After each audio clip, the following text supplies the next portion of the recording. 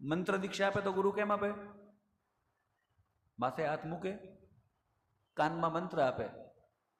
સુખદેવજીએ માની લીધું કે રાધાજીએ મારા માથે હાથ ફેરવ્યો અને મને કીધું કૃષ્ણ બોલ, એટલે આ મારા ગુરુ છે. કોણ છે? ગુરુ છે. આપણે ત્યાં અતિ આવશ્યક હોય ને તો જ ગુરુનું નામ બોલાય, બાકી ગુરુનું નામ બોલતા નથી. એટલે રાધાજીને વંદના કરી સુખદેવજીએ ભાગવતમાં પણ હું કીધું?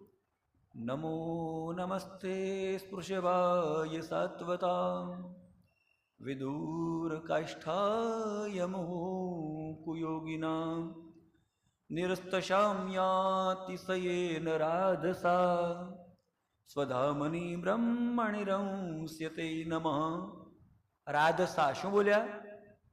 રાધા નહીં, રાધિકા નહીં, રાધસા.